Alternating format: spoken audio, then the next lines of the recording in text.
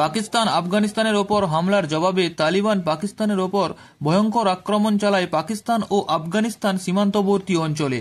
এর ফলস্বরূপ কয়েকশো পাক আর্মি প্রাণ হারায় সীমান্তবর্তী অঞ্চলে।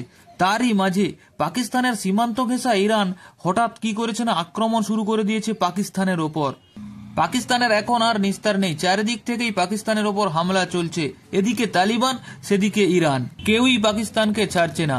ইরানের বিপ্লবী বাহিনী IRGC পাকিস্তানের ওপর হামলা শুরু করে দিয়েছে ইরান ও পাকিস্তানি সীমান্তে।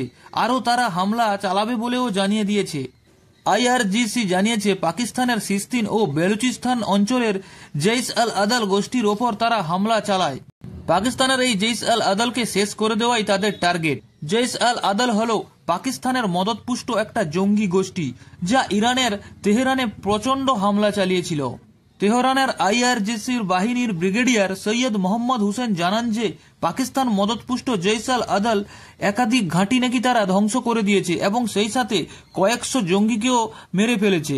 এই গোষ্ঠীর জন্য নাকি ইরানের নিরাপত্তা বিঘ্নিত হচ্ছে, তাই ইরানের নিরাপত্তা নিশ্চিত করতে এদেরকে শেষ করে দেওয়া খুব জরুরি।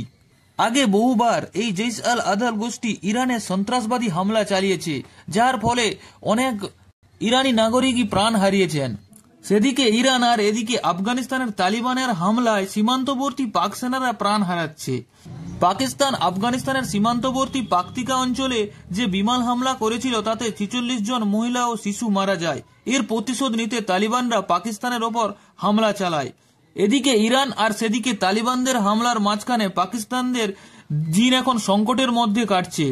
জৈশ আল আদল হচ্ছে ইরানির এক সন্ত্রাস গোষ্ঠী, যারা ইরান থেকে পাকিস্তানে এসেছে। পাকিস্তান তাদেরকে আশ্রয় দিয়ে ইরানের বিরুদ্ধে বহুবার ইরানের ওপর হামলা চালিয়েছে, তাই ইরান এবার তার পাল্টা জবাব দিতে শুরু করেছে। পাকিস্তান চারিদিক থেকে আক্রমণ দেখে পরমাণুর হুমকি দিচ্ছে, কিন্তু পাকিস্তান এটা নিজেও জানে যে ইরানও পরমাণু সম্পন্ন দেশ, তারাও পাকিস্তানকে শেষ করে দেওয়ার ক্ষমতা রাখে। তালিবান সাফ জানিয়ে দিয়েছে যদি পাকিস্তান আফগানিস্তানের ওপর পরমাণু হামলা করে তাহলে তালিবান শুধু পাখতুনখোয়া নয়, পুরো পাকিস্তানকে দখল করে নেবে। পাকিস্তানের পক্ষে এখন কি করা উচিত? যুদ্ধ করা উচিত না আত্মসমর্পণ করা উচিত নিজের দেশকে বাঁচানোর জন্য? কি মনে হয় আপনাদের? কমেন্ট করে জানান।